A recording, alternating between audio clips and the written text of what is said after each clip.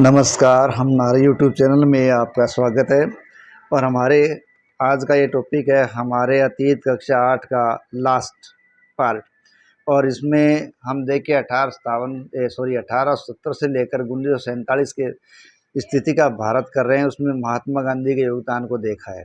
अब देखिए उसी कड़ी के अंदर ये अगला हमारा आज का टॉपिक है भारत छोड़ो और उसके बाद। देखिए महात्मा गांधी ने दूसरे विश्व युद्ध के बाद अंग्रेज़ों के खिलाफ आंदोलन का एक नया चरण शुरू किया था। कब? दूसरे विश्व युद्ध के बाद, जो कि 1939 में हुआ था। ठीक है, कब हुआ था? 1939। और उन्होंने अंग्रेज़ों को चेतावनी दी कि वे भारत से फ़ौरन चले जाएं। गांधी जी ने भारतीय जनता से आह्वान किया था कि करो या मरो, डू और डाई। और इसी सिद्धांत पर चलते हुए अंग्रेज़ों के विरुद्ध अहिंसक ढंग से संघर्ष करने का उन्होंने आह्वान किया था। गांधी जी और अन्य नेताओं को फ़ौरन जेल में डाल दिया गया, लेकिन इसके बावजूद ये आंदोलन फैलता गया। किसान, युवा और बड़ी संख्या में लोग इसमें शामिल हुए। विद्यार्थी अपने अपनी पढ़ाई लिखाई छोड़कर इसमें शामिल हो गए और आंदोलन में कूद पड़े। इसी प्रकार देश भर में कर्मचारियों ने अपने ऑफिसों का त्याग कर दिया, कार्यालयों का त्याग कर दिया। देश में संचार तथा राज सत्ता के प्रतीकों पर हमले किए गए। बहुत सारे इलाकों में लोगों ने अपनी सरकार का गठन भी कर लिया था। इससे सबसे पहले सरकार ने या अंग्रेज़ों ने बर्बर रास्ता अपनाया था ताकि दमन किया जा सके, इसको रोका जा सके। 1943 के अंत तक 90,000 से ज़्यादा लोग उन्होंने गिरफ्तार कर लिए और लगभग 1,000 लोग तो पुलिस की गोली से मारे ही गए थे। और बहुत सारे इलाकों में तो हवाई जहाज़ों से भी भीड़ पर गोलियां बरसाने के आदेश दिए गए। परंतु आखिरकार इस विद्रोह ने ब्रिटिश राज को घुटने टेकने के लिए मजबूर कर दिया। इस प्रकार 1942 का जो भारत छोड़ो आंदोलन था वो एक बहुत ही सशक्त और प्रभुत्वशाली आंदोलन है वो साबित हुआ था। ये जो चित्र में यहाँ दिया गया है बोस और INA, देखिए सुभाष चंद्र बोस समाजवादी विचार रखने वाले आमूल परिवर्तनवादी राष्ट्रवादी सुभाष चंद्र बोस ये अहिंसा के गांधीवादी आदर्शों में विश्वास नहीं रखते थे। ठीक है, यानी हिंसा का रास्ता अपनाते थे। हालांकि राष्ट्रपिता के रूप में वो गांधी जी का सम्मान करते थे। जनवरी 1941 में उन्होंने बिना किसी को बताए कलकत्ता छोड़ दिया और जर्मनी के रास्ते होते हुए सिंगापुर पहुंच गए थे। यानी सुभाष चंद्र बोस ने कलकत्ता कब छोड़ा? 1941। और सिंगापुर कैसे पहुंचे? जर्मनी के रास्ते। अंग्रेज़ों के नियंत्रण से मुक्त कराने के लिए उन्होंने वहाँ आज़ाद हिंद फौज का गठन किया। इंडियन नेशनल आर्मी INA का गठन सिंगापुर में सुभाष चंद्र बोस ने कर लिया। 1944 में आज़ाद हिंद फौज ने इम्फाल और कोहिमा की ओर से भारत में प्रवेश करने का प्रयास किया, परंतु यह अभियान सफल नहीं हो पाया। कहाँ से प्रवेश किया था? यानी इम्फाल और कोहिमा से प्रवेश का प्रयास किया। INA के सदस्यों को कैद कर लिया गया, उन पर मुकदमे चलाए गए। देश भर में तमाम तरह के लोगों ने आज़ाद हिंद फौज के सिपाहियों पर चलाए गए मुकदमों के खिलाफ चले संघर्षों में हिस्सा लिया था। और वो हर स्थिति में चाहते थे कि आज़ाद हिंद फौज के सैनिकों को छोड़ दिया जाए। नेक्स्ट है स्वतंत्रता और विभाजन की ओर। 1940 में मुस्लिम लीग ने देश के पश्चिमोत्तर तथा पूर्वी क्षेत्र में मुसलमानों के लिए स्वतंत्र राज्यों की मांग की। यानी 1940 में मुस्लिम लीग ने और देश के पश्चिमोत्तर और पूर्वी क्षेत्रों में मुसलमानों के लिए स्वतंत्र राज्यों की मांग करते हुए एक प्रस्ताव पारित कर दिया। कब पारित किया मुस्लिम लीग ने? 1940 में। इस प्रस्ताव में विभाजन या पाकिस्तान का जिक्र तो नहीं था, लेकिन मुस्लिम लीग ने उपमहाद्वीप के मुसलमानों के लिए स्वायत्त व्यवस्था की मांग कर ली थी। अब देख लिए 1930 के आखिरी दशक में लीग मुसलमानों और हिंदुओं को अलग अलग राष्ट्र मानने लगी थी। यानी कुछ ऐसी परिस्थितियां पैदा हुई जिसने लीग को ये मानने के लिए मजबूर कर दिया कि ये दो परिस्थितियां हैं। तो 1930 के आखिरी दशक में लीग मुसलमानों और हिंदुओं को अलग अलग राष्ट्र मानने लगी थी। इस विचार तक पहुंचने में 20 और 30 के दशकों में हिंदुओं और मुसलमानों के कुछ संगठनों के बीच हुए तनाव को भी जिम्मेदार माना जाता है। ठीक है, अब देखिए हिंदू और मुसलमानों के बीच जो संगठन बने उनका भी उस मनमुटाव में हाथ रहा होगा। 1937 के प्रांतीय चुनाव संभवतः इससे भी ज़्यादा बड़ा कारण रहे हों, क्योंकि इस चुनाव के अंदर लीग को प्रभुत्व नहीं मिल पाया था। इन चुनावों ने मुस्लिम लीग को इस बात का यकीन दिला दिया था कि यहाँ मुसलमान अल्पसंख्यक हैं और किसी भी लोकतांत्रिक संरचना में उन्हें हमेशा गौण भूमिका ही निभानी पड़ेगी, यानी वो मुख्य भूमिका में कभी नहीं आ पाएंगे। ये 1937 के प्रांतीय चुनाव ने लीग को समझा दिया। अब लीग को ये भी भय था कि संभव है कि मुसलमानों को प्रतिनिधित्व ही न मिल पाए। 1937 में मुस्लिम लीग संयुक्त प्रांत में कांग्रेस के साथ मिलकर सरकार बनाना चाहती थी, परंतु कांग्रेस ने इस प्रस्ताव को स्वीकार नहीं किया, जिससे ये फासला और भी बढ़ गया। यानी संयुक्त प्रांत जो आज का उत्तर प्रदेश का क्षेत्र है, वहाँ मुस्लिम लीग के साथ मिलकर कांग्रेस ने लीग ने सरकार बनाने का प्रयास किया, कांग्रेस और लीग ने, लेकिन लीग की इस बात का समर्थन कांग्रेस ने नहीं किया। इससे फासला बढ़ता चला गया। 30 के दशक में मुस्लिम जनता को अपने साथ लामबद्ध करने में कांग्रेस की विफलता ने भी लीग को अपना सामाजिक जनाधार फैलाने में मदद कर दी। यानी मुस्लिम जनता है, उसको लामबद्ध करने में कांग्रेस तो कामयाब नहीं हुई, लेकिन लीग कामयाब हो गई। 40 के दशक के शुरुआती सालों में जिस समय कांग्रेस के ज़्यादातर नेता जेल में थे, उस समय लीग ने अपना प्रभाव फैलाने के लिए तेज़ी से प्रयास किए।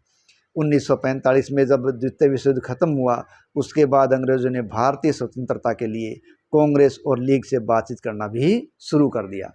यह वार्ता असफल रही, क्योंकि लीग का कहना था कि उसे भारतीय मुसलमानों का एकमात्र प्रतिनिधि माना जाना चाहिए, लेकिन कांग्रेस इस दावे को मंजूर नहीं कर सकती थी, क्योंकि बहुत सारे मुसलमान अभी भी उसके साथ थे। इसलिए मुसलमानों का एकमात्र प्रतिनिधि लीग थी, ये कांग्रेस मानने के लिए तैयार नहीं थी। 1946 में दोबारा प्रांतीय चुनाव हुए। ठीक है, दोबारा प्रांतीय चुनाव कब हुए? 1946 में। तो यहाँ जो सामान्य निर्वाचित क्षेत्रों में कांग्रेस का प्रदर्शन तो अच्छा रहा, परंतु मुसलमानों के लिए आरक्षित सीट पर लीग को बेजोड़ सफलता मिली थी। देखिए, सामान्य निर्वाचित क्षेत्र वो होता है जहाँ किसी को भी बिना किसी धर्म के चुनाव लड़ने की इजाज़त होती है। तो इस 1946 के प्रांतीय चुनाव के दोबारा प्रदर्शन में मुसलमानों के लिए आरक्षित सीटों पर लीग को सफलता मिली। अब लीग जब सफल हो गई, तो लीग पाकिस्तान की मांग पर चलती गई। मार्च 1946 में ब्रिटिश सरकार ने इस मांग का अध्ययन करने और स्वतंत्र भारत के लिए एक बड़ी और एक सही राजनीतिक बंदोबस्त प्रणाली तैयार करने के लिए 3 सदस्यीय परिसंघ भारत भेजा और एक कैबिनेट मिशन के नाम से जाना गया।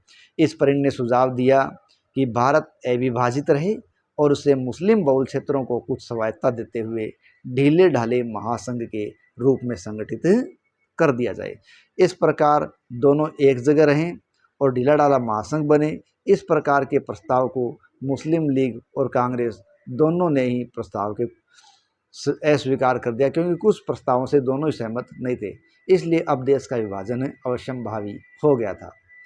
कैबिनेट मिशन की इस विफलता के बाद मुस्लिम लीग ने पाकिस्तान की अपनी मांग मनवाने के लिए एक जन आंदोलन खड़ा कर दिया, और इसी जन आंदोलन का परिणाम था कि 16 अगस्त 1946 को, कब की बात है?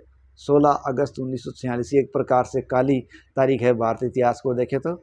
16 अगस्त 1946 को प्रत्यक्ष कार्रवाई दिवस मनाने का आह्वान कर दिया गया। इसी दिन कलकत्ता में दंगे भड़क उठे। कई दिन तक चलते रहे इन दंगों में हजारों लोग मारे गए और मार्च 1947 तक उत्तर भारत के विभिन्न भागों में हिंसा फैलती चली गई। कई लाख लोग मारे गए, ठीक है, और असंख्य महिलाओं को विभाजन की इस हिंसा में अकथनीय अत्याचारों का सामना करना पड़ा था। करोड़ों लोगों को अपने घर बार छोड़कर भागना भी पड़ा था। अपने मूल स्थानों से बिछड़कर ये लोग रातों रात अजनबी ज़मीन पर शरणार्थी बनकर रह गए थे। जैसा कि यहाँ देखिए इस चित्र के अंदर भी दिखाया गया है, ये हिंसाग्रस्त पंजाब से आए शरणार्थी आश्रय व भोजन की तलाश में दिल्ली में इकट्ठा हो रहे हैं। तो इस प्रकार शरणार्थी बनकर कुछ लोग रातों रात ही दूसरी ज़मीन पर, अजनबी ज़मीन पर आ गए थे। विभाजन का नतीजा ये भी हुआ कि भारत की शक्ल सूरत ही बदल गई। उसके हज़ारों शहरों का माहौल या उसके शहरों का माहौल बहुत कुछ बदल गया और एक नए देश पाकिस्तान का जन्म हुआ। इस तरह ब्रिटिश शासन से स्वतंत्रता का ये आंदोलन विभाजन की एक पीड़ा और हिंसा के साथ हमारे सामने आया था।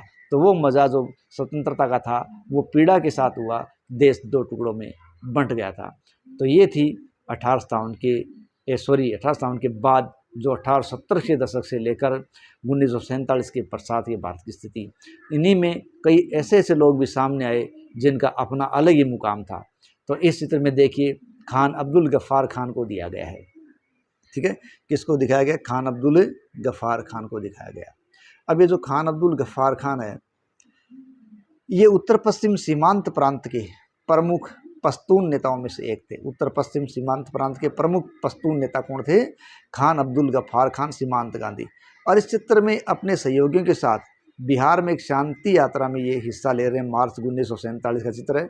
गफ्फार खान को बादशाह खान के नाम से भी जाना जाता है।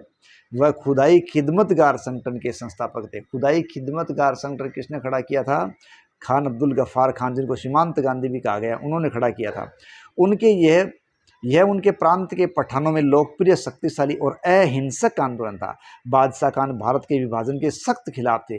उन्होंने 1947 में इस फैसले पर मंजूरी देने के लिए कांग्रेस के अपने साथियों की बुरी भर्त्सना भी की थी कि इन्होंने इसको मान लिया है, तो इसके लिए वो नाराज़ भी हुए।